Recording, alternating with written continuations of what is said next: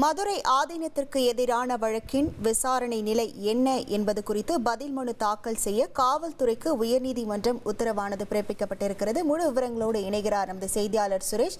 வணக்கம் சுரேஷ், உயர்நீதிமன்றத்தின் இந்த உத்தரவு தொடர்பான முழு விவரங்கள். வணக்கம். அதாவது சென்னை அருகே இருக்கக்கூடிய காட்டாங்குளத்தூர்ல கடந்த மே மாதம் சைவ சித்தாந்த மாநாடு நடத்தப்பட்டது. இந்த மாநாட்டில் பங்கேற்க மதுரை ஆதீனம் வந்தார். அவருடைய கார் மீது மற்றொரு கார் மோதி விபத்துக்குள்ளானது. அதன் பிறகு அந்த கார் நிற்காமல் சென்று விட்டது. இது குறித்து மாநாட்டிலும் சரி பத்திரிகையாளர்களும் சரி பேசிய மதுரை ஆதீனம் தன்னை கொல்ல சதி நடந்துள்ளதாக சர்ச்சைக்குரிய வகையில சில கருத்துக்களை தெரிவித்திருந்தார். அவருடைய கருத்து என்பது இரு பிரிவினரிடையே மோதலை ஏற்படுத்தக்கூடிய வகையில் இருப்பதாக கூறி காவல்துறையினர் அவருக்கு எதிராக வழக்கு பதிவு செய்திருந்தார்கள்.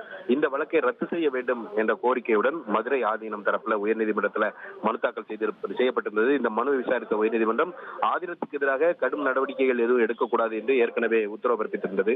இந்த நிலையில இந்த வழக்கு நீதிபதி சதீஷ்குமார் முன்பு இன்றைக்கு விசாரணைக்கு வந்தபோது காவல்துறை தரப்புல முன்வைக்கப்பட்ட வாதம் என்னவென்றால், மதுரை ஆதீனம் சட்டம் ஒழுங்கு பாதிக்கப்படும் விதத்துல சர்ச்சைக்குரிய வகையில பேசியிருப்பதனால இந்த வழக்கு பதிவு செய்யப்பட்டிருக்கிறது.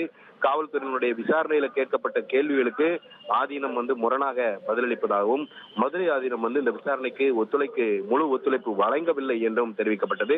அதே சமயம் மதுரை ஆதீனம் தரப்புல இந்த காவல்துறை விசாரணைக்கு முழுமையான ஒத்துழைப்பு வழங்கி வருவதாக தெரிவிக்கப்பட்டது. காவல்துறையினர் சிலர் சீருடை இல்லாமல் விசாரணைக்கு வருவதாகவும் குற்றம் சாட்டப்பட்டது. இந்த வாதங்களை கேட்ட நீதிபதி இந்த விவகாரத்தை கண்டுகொள்ளாமல் விட்டிருந்தால் அப்படியே முடிந்திருக்கும். நாட்டில் எத்தனையோ பிரச்சனைகள் இருக்கக்கூடிய சூழல்ல இந்த விவகாரத்தை காவல்துறையினர் அரசியல் நோக்கத்துடன் வழக்காக பதிவு செய்து பெரிதுபடுத்தி இருப்பதாக நீதிபதி தெரிவித்தார்.